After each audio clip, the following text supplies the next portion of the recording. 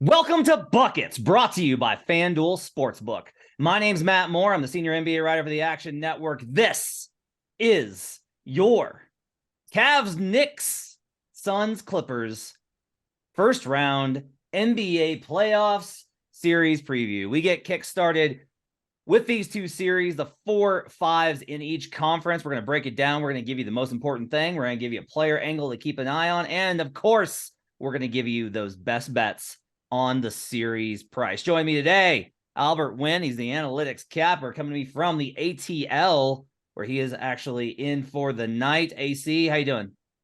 I'm doing well, man. It was a long regular season. The last 2 weeks seemed like 2 years, to be honest. I'm just happy the postseason is here, and I think we're gonna get some really good playing games. Let's hope. Let's certainly hope. Also joining us, Brandon Anderson, NBA futures analyst, ready with his Minnesota Timberwolves shirt on, which is great because there's no one I know that hates the Wolves as much as Brandon. Brandon, how are you? Man, I'm doing great. The future is here. The future is now. I definitely spent my entire day living in the cloud, chasing down all my data and numbers, and I have finally recovered it. I have my info again. I'm ready. Let's talk some basketball. Yeah, for those of you who don't know, Brandon is he is the most dedicated prep person I've ever worked with. No one preps more for podcasts than he does. It's why he's so good at what he does. It's why he's so successful at what he does. You don't believe me? Go check his stuff in the Action Network app. The best way for you to track your picks. You have the second information where the bets and money are coming in on, and you get to find all Brandon's stuff, as well as you get to catch him and I on Green Dot Daily this week, giving you all sorts of breakdowns on the NBA playoffs. And Brandon lost for a little while in the series of tubes in the internet and the information superhighway, all of his notes, which I cannot imagine the panic that must have surged through his body, much as the Red Bull is coursing through mine currently. But I'm glad that you have discovered and gotten everything right. Here's what we're going to do today. We're going to cover Suns Clippers. We're going to cover Cavs Knicks. We're going to start with Cavs Knicks. We'll give our best bets for the series. We're going to talk about the most important thing that we think matters in that series as far as deciding the outcome. We'll give a player angle that's going to be a prop type angle that you can use to bet props based off of the matchup and what we see the series looking like. And then we'll give our elevator pitch, which is like the 90-second version of why we're on our best bets. We'll go around the table first. Just list your best bet. AC, let's start with you for Cavs Knicks. What's your best bet for the series? For the series, I like the Cavs, man. I know it's juicy. The line's been going a little back and forth, but I just think they match up very well against the Knicks. They're a very well-rounded team, and I think Donovan Mitchell is going to show New York fans why the Knicks should have traded for Donovan Mitchell over the summer. I like the I like the Cavs to win the series and most likely cover the 1.5 games as well. Minus 205 at FanDuel Sportsbook to win this series. Brandon, what's your best bet for Cavs Knicks? I'm going to surprise myself here. I did not expect this is where I would be. I was looking at the over 5.5 games. I got a little juiced out of my range. I'm going to take the Knicks on the series spread. New York plus 1.5 games, going head to head right out of the gates with AC minus 128 at FanDuel. We'll get into it. All right. My best bet for this series is Cavaliers on the series spread, minus 1.5, plus 104. You're getting plus money for the Cavs to win in 6 games or fewer. I will say that I have a small best bet on Cavs minus 2.5 at plus 210. So we are definitely AC on one side, Brandon on the other. AC, let's start with you. What's the most important thing you think from this matchup?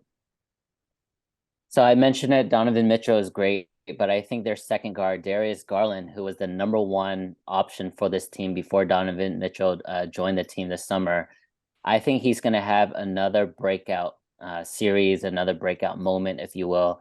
I think he could be the number one on this team. It's just Donovan Mitchell is a little more refined, a little older, has just knows how to play pick and roll basketball a little better than Darius Garland. But I think in this series and future series, because I do think the Cavs, sorry, Brandon, I think the Cavs might be, going further in the playoffs than just the second round, in my opinion. But I think Darius Garland, when he gets hot, I think this team is close to being unbeatable because their rim protection and their backline defense is so good.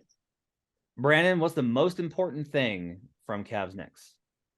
I think the most important thing here is that the Cleveland Cavaliers are a great regular season team, and I don't think it's going to translate to the playoffs. I think they have a flawed profile. It's a young team. They haven't been here before. They lack depth.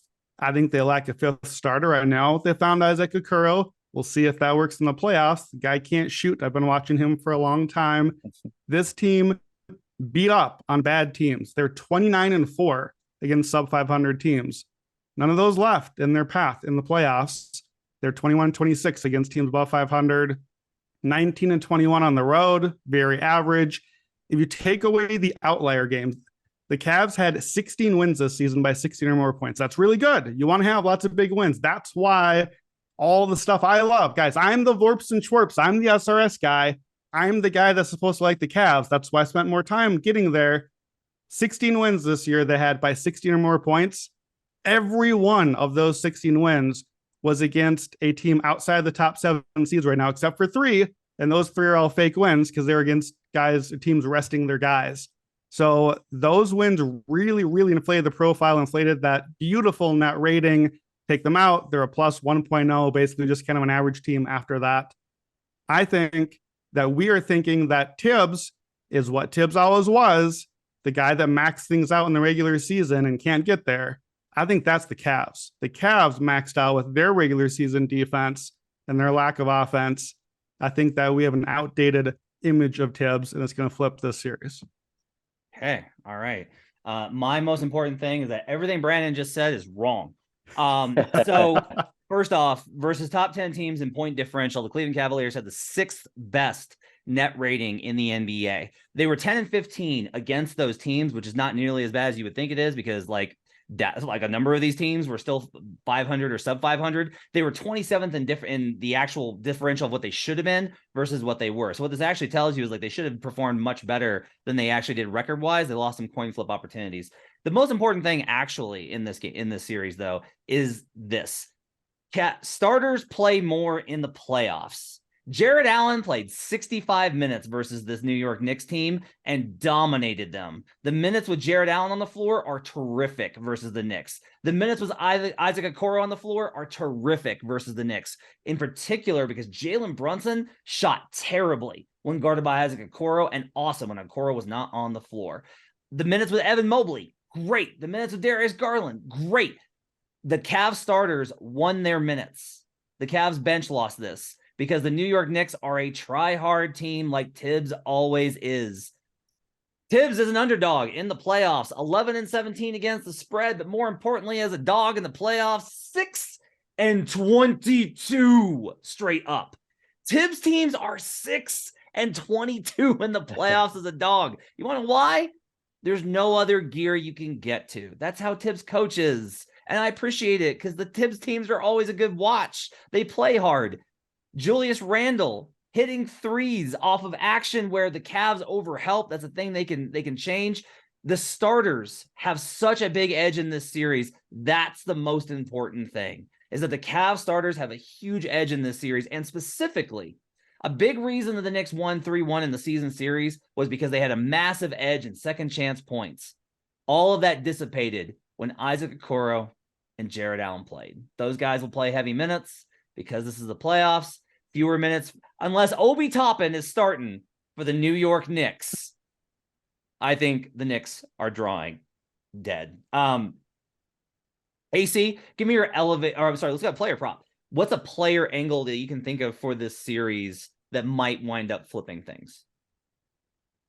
I think I mentioned Darius Garland on the Cleveland side. I think this guy needs to get a lot of flowers on the Knicks side. You know, we talk about Julius Randle, Jalen Brunson, who might not be 100%, by the way. But Emmanuel Quickly, I know there's been a little movement now with the 6-man award. That's a separate conversation that, you know, Matt can get into if he wants to. But Emmanuel Quickly, when he's playing well, he does take this offense to another level. They just dropped 130 on the Cavs recently. Matt mentioned they're 3-1 on the series. They covered the last 3 games straight up against the same team. They're not worried about the Cavs. So I think the biggest, I guess, to answer your question, I would say that the one thing to look into is these Knicks players are not scared or worried about the Cavs. It would be different if they were playing, quote unquote, a blue blood in the East, right? the Celtics or the Bucks. But I think with the Cavs, they beat this team 3 times in the regular season. They've looked in the eye with these guys. I don't think they're worried. So I do want to make that argument with Quickly. If he plays well, 6th man of the year caliber, I think the Knicks do have a shot. All right, Brandon, what's your player prop angle for this series? Yeah, we got a couple of things I'm keeping an eye on. I know that, Matt, you'd never think the rebounds matter. I think they matter for MVP and Rookie of the Year and postseason games and all the things. I'm always the rebounds guy. I'm not so convinced that Jared Allen's just going to go out and play huge minutes. That groin injury has been keeping him out of games lately. I think that's a key thing. We don't know. I don't know that he's out. I don't know that he's in. Certainly, we're expecting him to play. I don't know how much he'll play. When he did not play in the season series, they got crushed on the glass. Mitchell Robinson, Isaiah Hartenstein had 20 and 22 rebounds the 2 games without Allen.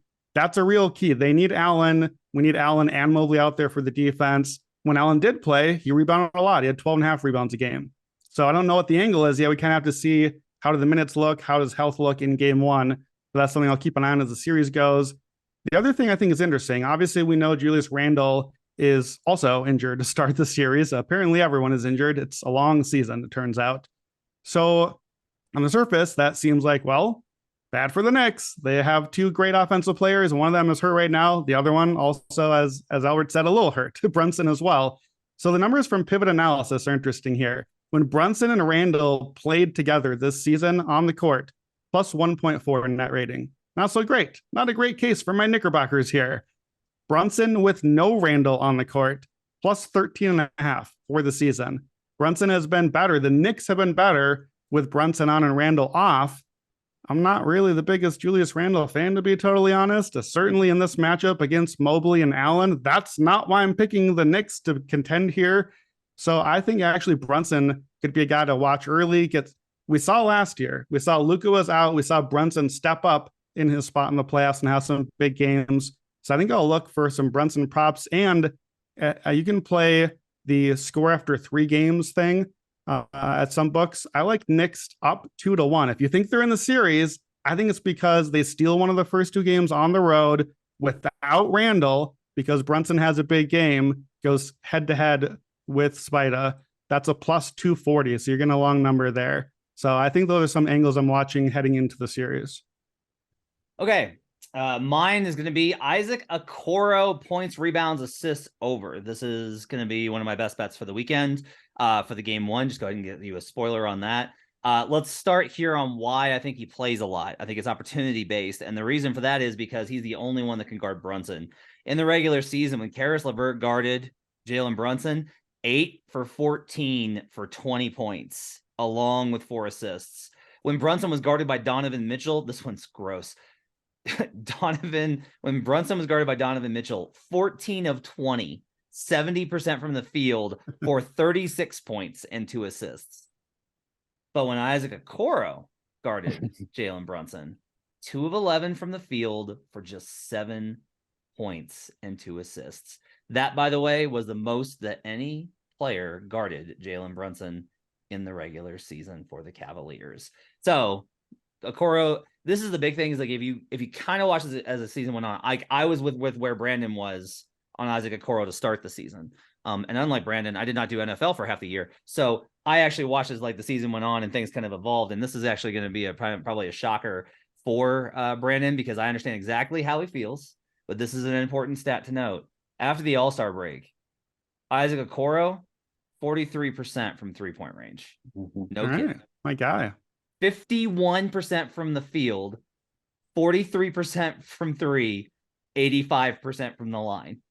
51, 43, 85 splits for all Isaac Okoro. Now look, they're going to leave him open. It's going to be high pressure shots. I totally understand that, which is why I don't want to just take the points. I don't want to take threes. I want to take the PRA, because I think that Okoro just plays a lot. There's an opportunity for him to contribute in multiple ways. I'm expecting this number to be low. Why would the books be targeting Isaac Okoro as a high number guy when we got guys like Donovan Mitchell and Darius Garland and Evan Mobley, Jared Allen and Karis LeVert and all these guys for the Cavs, right? I don't think Okoro's numbers are going to be high. I think he'll play a lot, because I think that they will recognize Cavs analytics staff is pretty good. I think they're going to recognize like, hey, we got to play Okoro quite a bit in the series. I think he's their guy. that's my best bet, is the over on Isaac Okoro points, rebounds, assists when that number comes. Matt, I do like that look, because another wrinkle that we're not mentioning here is Brunson and Mitchell actually played against each other last year. For those who, we don't have to really get into how the Jazz players liked each other or whether they hated each other last season, but yeah, Brunson tore up Mitchell in that playoff series as well. So I agree with you. We're not going to see much Mitchell on Brunson. And if I were you, I would just take the points out of it and just do rebounds and assists, to be perfectly honest, or steals and blocks. I like that angle as well. But I agree. I like Okoro. He's going to play a ton of minutes.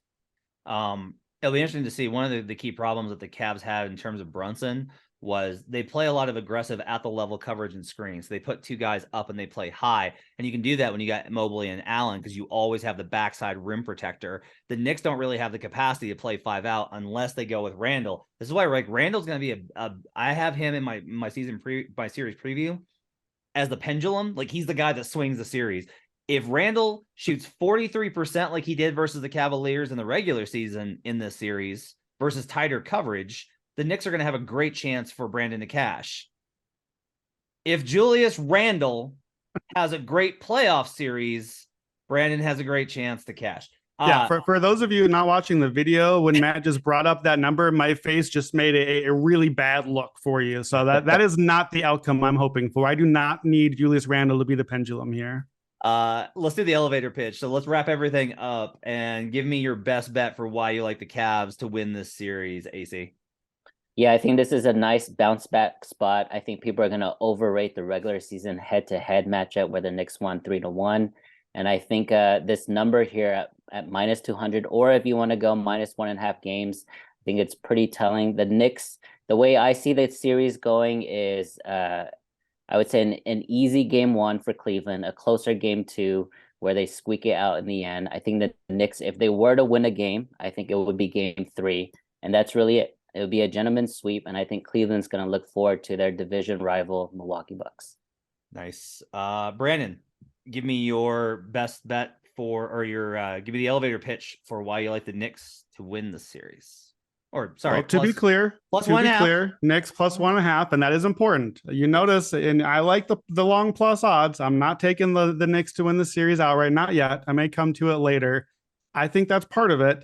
Game 6 in New York. Cleveland, can Donovan Mitchell show up and silence the crowd? Absolutely. I can write the story already. I can see it. But so far, they've been a sub 500 team on the road. I think you have to like the Knicks at a home game 6. And then I win. If we can't get to 7, I don't need to worry about it anymore. So that's why I prefer the plus 1.5. I don't really disagree too much, Matt, with the things that you said about the New York Knicks. I think they're a flawed team. I just think these are both flawed teams. I think this is a Spider-Man meme series. Why have you abandoned your Cavs? You used to love these Cavs. I did not abandon my Cavs. I cashed all my futures and win totals, and I am taking my money and running. You can't get to the playoffs and outbench and out-rebound opponents. That's what the Cavs have been doing all year, too. It's not just the Knicks. I agree. That's what New York does. It doesn't work anymore. I just don't think Cleveland can either. I think the season series is telling. Kevin Pelton at ESPN has studied that the season series is actually very predictive of just first-round outcomes. And the Knicks lost the one early game and then won the 3 since then. I know, missing guys. That's how it is in all the series these days. But I like New York since December 4th. New York had that 10-13 start. They got rid of Fournier. They got rid of Derrick Rose. Since then, 37-20, number 3 offense, nearly a top 10 defense. The Knicks have lost only 4 times by double digits since December 4th. Only once by more or 12 or more points. I think New York is just as good as Cleveland. And I'm going to even say it. Give me Tibbs in the playoffs, because let's not forget, JB Bickerstaff is the guy on the other side here. I'll take Tibbs and the experience. I have been burned by Tibbs. Look, I'm a Bulls Timberwolves fan. I've been here before. I've seen some Tibbs playoffs. JB Bickerstaff, I'm going to have to see it. So give me the Knicks plus 1.5. All right. I'll just give you mine real quickly. The elevator pitch for Cavs minus 1.5 and minus 2.5 on the series spread. Like I mentioned earlier, starters, that's it. The starters play, the starters win. They have a big edge in this matchup. Benches don't win in the playoffs. Now, they can help you when you lose a player. If injuries affect this series in a way that I'm not anticipating, and some of them I have to be able to anticipate. Brandon's right. If Jared Allen's groin is a problem in this series, then my cap is going to get shaky. Like if Jared Allen's groin is not right and he misses significant time in this series, I'm all of a sudden going to be looking like I'm not going to feel good about this because Allen really is that important to the makeup and keeping the Knicks off the glass. But so much of this regular season stuff is just like based off of entirely effort stuff. It's like effort and Julius Randle threes. Like I'm able to see through that. To me, the regular season results are not indicative of anything. The Cavs team is much better. This Cavs team honestly graded out as one of the better teams in the league, and SRS, and Brandon's right that you can definitely game that by beating up on the bad teams. But as I mentioned, they actually perform pretty well versus the good teams too. I think their fastball is much better. I trust Donovan Mitchell here. I do not trust Hibbs. I do not trust Julius Randle. Dalen Brunson will have a good series. Emmanuel quickly will have a fine series. But I like the Cavs starting 5 better. Don't believe as much in the Knicks bench to be the impact maker in the playoffs. Tom Thibodeau, 6-22, straight up as a dog in the postseason. All right, let's go over to the other series in the Western Conference in the 4-5. The Phoenix Suns taking on the Los Angeles Clippers. Paul George will not be available for this first round series. Wah, wah. As always, the Clippers are better in theory than they are in reality. AC, let's start with you. What's your best bet for Suns Clippers in the 4-5? So the price here is crazy. It's Suns minus 600 at some places. If you get Suns minus 2.5, it's plus 100. I'm going to go the other side here, guys. I'm going to fade Kevin Durant, even though he's been undefeated as a Phoenix Sun in the starting lineup. I like the Clippers plus 2.5. I think the series is going to go at least 5 games, hopefully 6 games. So I do like Clippers, and I think that's going to be my best bet. I'm going to jump in here and I'm going to join him. I'm just going to go ahead and jump in front of Brandon since I have the same best bet. Mine is Clippers plus 2.5. There is a minus 125 in the market on plus 2.5. I hate how this series is priced. Just real quickly, I hate how this series is priced. When they do this, when they're like, oh yeah, no, like you can't get a good number on the Suns to win the series. No, like they're massive favorites. Okay, so like then I should be able to get a good plus number on the Clippers to win 2 games. No, you're gonna have to lay juice on 6 games. You're gonna have to lay juice on them winning 2 games in a series. Seriously? Like you think that they're winning? They're killing me with these lines on this series. I hate it, but the best bet for me has to be plus 2.5 minus 125. Brandon, what's your best bet for the series? All right, you guys ready for this? My best bet on Suns Clippers. Here's my big preview. Bet on nothing. Don't bet on the series. Do not bet anything on the Suns. Don't bet on the Clippers. Don't bet on the title odds. Don't bet on the conference odds. Bet nothing on either one of these teams until we see game 1 at least. I'll explain why when we get to it. Wow. So Brandon makes a good point, Matt. This is a betting show, right? So yes, we're making projections before the series, but there's a lot of angles or a lot of opportunities mid-series as well, whether it's after game 1, whether it's after game 2. For example, in the Cavs Knicks series, if you believe what Brandon's saying and the Knicks lose game 1, you're going to get a lot more value in the Knicks spot after that. So look into that. I know this is a betting series and not just talking about the NBA. Yeah, and I mean, it probably goes for me too, right? Is like if we can get a live series spread after game 1, that's probably the best bet because we'll get a plus number then. Like if the Suns win game 1, which I expect them to, as the Suns are undefeated with Kevin Durant, then I like the number at plus 2.5 will go to such a good number. I'll probably want to bet it then. Okay, and just to be clear a little bit, this is not just me trying to be like the sharp one that's like, let's just wait a little bit, guys. We'll get a better price later. That is me other times. I will do that other times. Just to be clear and fair to myself here, this is me being like, nope, don't know what's happening with these teams. I don't know who's good. I don't know who's winning the series. I don't know look, Kawhi Leonard's team is the less theoretical team in a series playoff matchup, and we're supposed to know what's happening here. I don't know. I don't think you guys know. I don't think I know. I'm not betting it. I don't think you should bet it. Is that the most important thing? It's just like there's no way to really know about this? Well, I'm glad you asked. I'll go right into my most important thing because, yes, that is the most important thing. We don't know about these teams. I did a Twitter thread this afternoon. I tried very hard to say, okay, we got 8 games of Kevin Durant Suns. What do we make of them? So let me just give you some numbers from it because I thought it was interesting. They're obviously 8-0. We know that. So Kevin Durant, we're going to hear this stat a lot. Kevin Durant, 34-13 this season. That's a 59 win pace. That's very, very good. Maybe Kevin Durant is the MVP.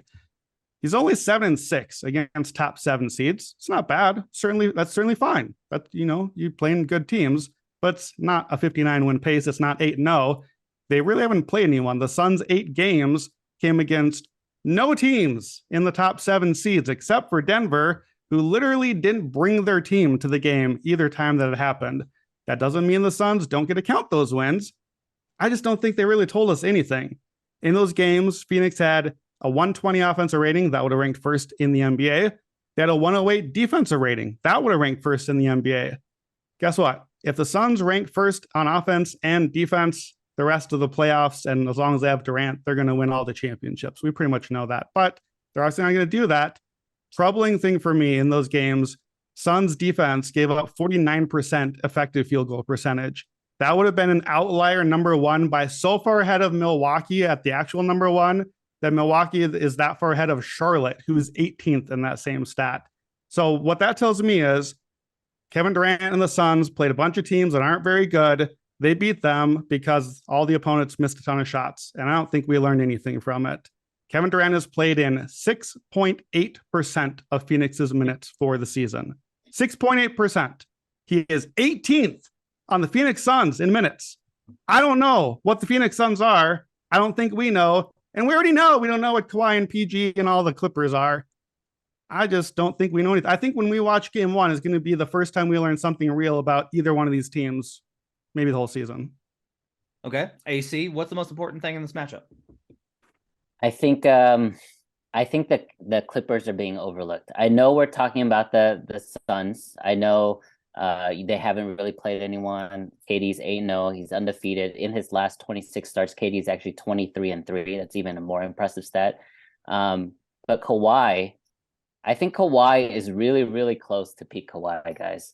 I know it's not the Raptors Kawhi or even late Spurs Kawhi, but in isolation play, Kevin Durant, who arguably is the best isolation mid-range scorer in the history of the league, they actually are tied at 1.02 points per possession in isolation.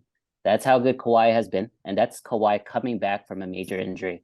The other thing, the Clippers are the 3rd best 3-point shooting team by percentage. They don't shoot enough, but by percentage, they're the 3rd best 3-point shooting team in the NBA. If they were to take 1 or 2 more per quarter, that would be a big difference in their offensive output. So I think I believe the Clippers have been holding a lot of things close to their chests, especially in the last 2-3 weeks here. I think they're really going to come out, especially with Kawhi leading the way. Kawhi, at the end of the day, when he's healthy and his mind is right, is a top player on the same level, in my opinion, as Kevin Durant.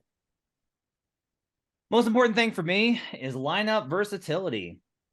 Clippers can play small. They can play big. They can play super big. They can play medium big. They can play small ball. They can play tiny ball. They can play medium ball. They can play all these types of different ways. The Suns can't do that. They gave up a lot of their versatility when they gave up Cam Johnson and they gave up Mikal Bridges in the trade for Kevin Durant. That allowed for them to do a lot of things. On top of that, they got rid of Dario Saric, who hasn't been the same since injury. Can't blame him for that. But they have doubled down on bigs. It's always going to be Ayton or Bismack or Jack Londale. There's always going to be a big on the floor. Now, the Clippers do have Mason Plumlee and Zubac, and they play those guys a fair amount, a lot, right? So, they can match up if they need to, because I do think that Zoo is probably underrated in terms of the relative gap perceived between Ayton and Zoo is probably a little bit closer than you would think. Zoo's played great this year. Played great last year. I was not a Zoo guy early in his career. He's been phenomenal.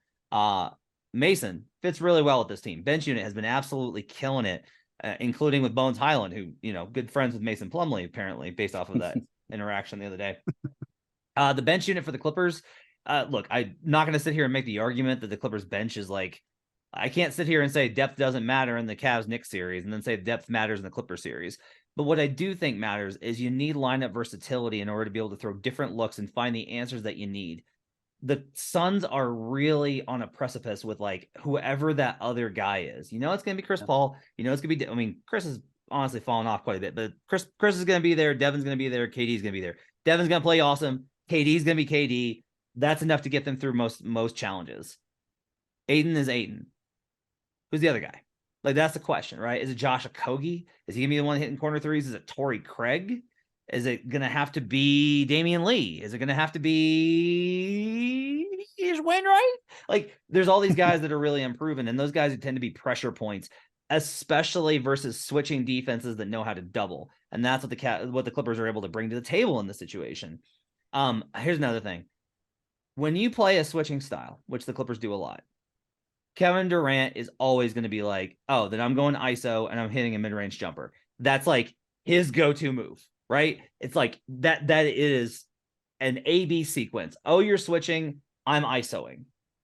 The problem is that stuff inherently over the course of a series gets less and less and less efficient. You get more used to how to do it. It's why the Rockets came so close to knocking off that team in 2018 if it weren't for Chris Paul's hamstring. Like, it was so close, and almost entirely because the Warriors couldn't run any of their stuff because the Rockets were just switching everything, and KD was like, well, then I'm going to ISO. And the Warriors turned into like, let's stand around and watch KD for a while. Okay.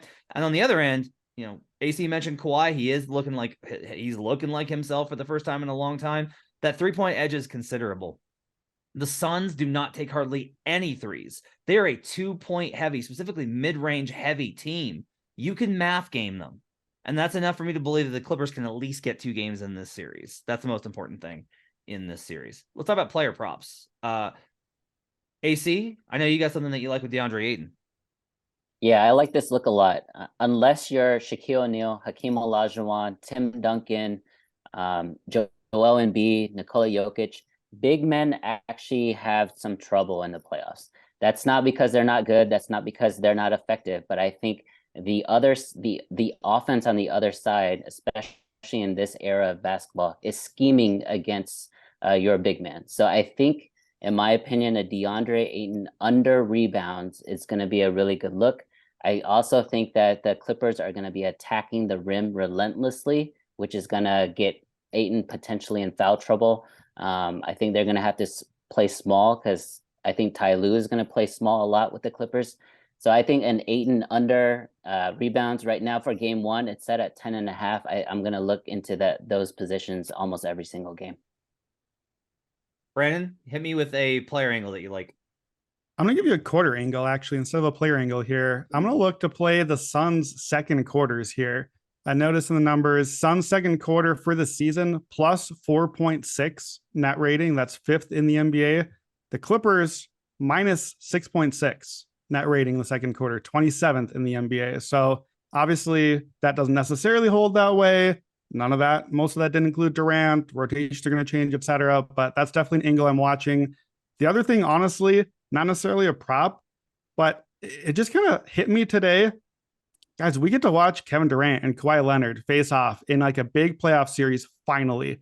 And I dug back into the numbers.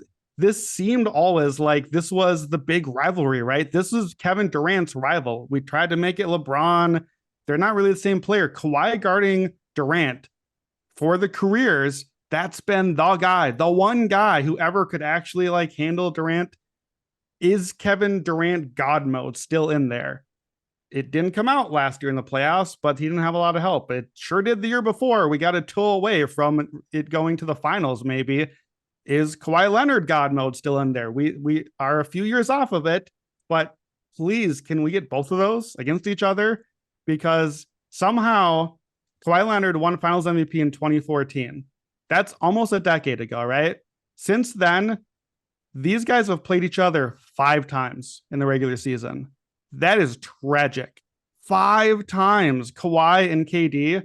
We hopefully get more than that just this series. So give me that. We had 2017 and 2019 where Kawhi got hurt game 1. Durant only played 1 game in 2019 when they met in the playoffs. Just please give me the over 1.5, staying healthy, Kawhi and KD. And like great analysis, right? We got to see which star is better. I think to win the series, to be really competitive in the series, I think Kawhi Leonard has to significantly outplay Kevin Durant by a wide margin. Otherwise, it's Clippers death for them. I wish Paul George was in the series. Just a bummer, man. It's predictable. It's still such a bummer.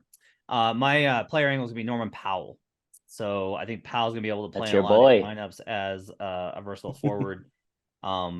The Suns will play a lot of drop coverage with Ayton. They're not going to want to switch consistently, and so Powell is able to get. And he averaged a really, really good number in this season series versus the Suns. And like Kevin Durant's a good defender. Don't know how much he'll be matched up on Powell, right? Like I don't know like what those are going to look like. And so in general, I think there's probably an opportunity here for them to be able to get Powell going offensively. Powell in the season series in 2 games average 18.5 points on 52% shooting from the field. He was absolutely lights out. Added 4 rebounds as well. They got outscored when he was on the floor, but I do think that he's going to be able to score as a second. Like he'll have to score in replacement of Paul George. He's the guy, and so even though the number will be a little bit juiced, I'm gonna like the Norman Powell overs. I think this is a good matchup for him. Elevator pitch, AC. Wrap it all up for me on why you think that the Clippers are live here. Brandon mentioned it. As a basketball fan, I am so excited to watch Kevin Durant and Kawhi close to their peak of the powers. Another wrinkle here that we didn't even mention is Kevin Durant, Russell Westbrook. This is probably their first playoff series, I believe. That's interesting. But my whole thing, and Matt mentioned the math game here. We have the 3rd best shooting by percentage team with the Clippers. I think they're going to up the volume there. At least 2 to 3 per quarter, and I think they're going to be able to steal a couple of these games. So in my opinion, even if the series is not close, let's just say it ends in 5 or it ends in 6. I think game to game, you guys can correct me if I'm wrong, but I think each game is going to be competitive because I think you're going to see so many adjustments coming out of halftime, and you have such high level basketball players from both sides. This arguably is, in my opinion, the best top 4 in the league with the Suns, right? With KD, Booker, Chris Paul, and Ayton. I think it's better than the Bucks, in my opinion. But I think with that being said, it's the 3-point shooting and the ability to play defense, especially on the road for the Clippers, are going to keep the games close. Paul George is playing. I'd be betting the Clippers to win the series. I'll just say that right now. Like if Paul George was playing, I'd be betting them to win the series, but he's not. So I can't bet them to win the series. Brandon's right. This is a series I'm tempted to skip, but I am going to go ahead and take the Clippers plus 2.5 on that line and just go ahead and deal with that reality. I don't like the number. It's probably better to wait until after game 1 when Phoenix will probably win that game. As a best bet, I'll go ahead and I will play a little bit before the series as well. The Clippers just simply, to me, the matchup versatility, the switching style, these are all things that give Phoenix trouble on top of the 3-point stuff that AC mentioned. I do not think this is a good matchup. It's enough for the Clippers to get 2 games.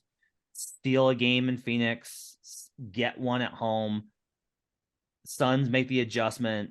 KD wins out. Kawhi wears down. Suns take care of business. But Suns probably take care of business in 6. So I'm gonna go ahead and I'm gonna give the Clippers some benefit of the doubt. God help me.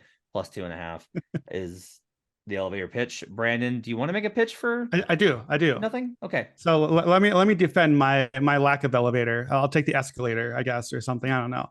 So stairs, buddy, you're in the stairs. Yeah, the pitch is, this is not a punt here.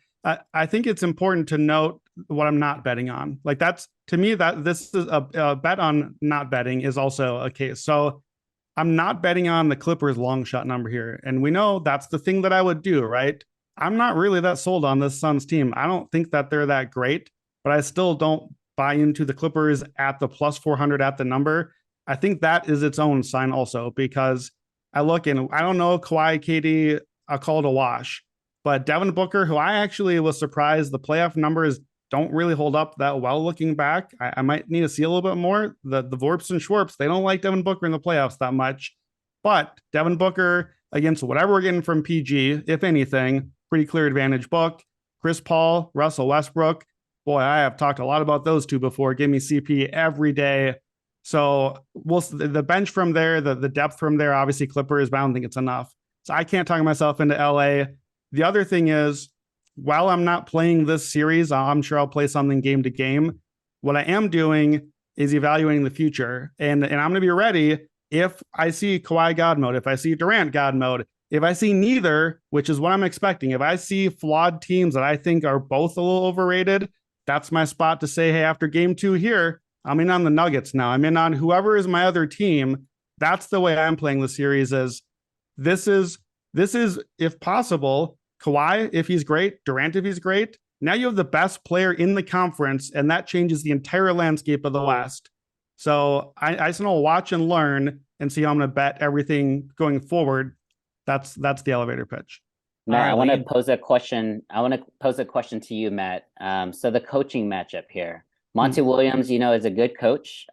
He did lose in the finals, and then obviously he lost against the Mavericks in the Western Conference Finals last year. Ty Lue's lost, but he's also won an NBA title himself. Who would you give the advantage here, Matt?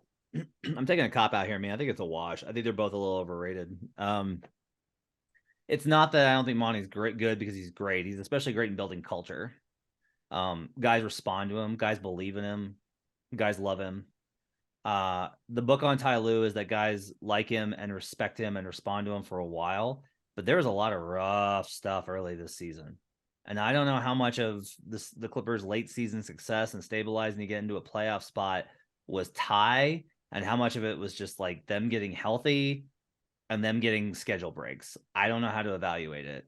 So I think this is probably closer to a wash. If I had to give an edge, I give it very slightly to Ty Lue because I don't think that he's as married to his principles as I don't think he's as bound to his principles as Monty Williams is. So that's going to do it for your conference previews for the 4-5s. Covered the Cavs and the Knicks. Brandon likes the Knickerbockers plus 1.5. AC and I are on the Cavs minus 1.5. AC and I like the Clippers plus 2.5. Brandon says stay the hell away from this matchup. We will be back all week with more NBA series previews as well as best bets. In this feed, you will be able to find on Tuesday best bets for the play-in tournament games on Tuesday night. You will also be able to get play-in tournament games for Wednesday night on late Tuesday, early Wednesday morning as well. We will also have a series preview with a special guest tomorrow. We'll be doing that as well. We're recording this on Monday night. Make sure to follow AC on Twitter at Analytics Capper. You can follow Brandon on Twitter at Wheaton Brando and in the Action Network app. I'm on HB Basketball. Our thanks to David Payne, our producer. We'll see you guys again next time. Till then, let's get buckets.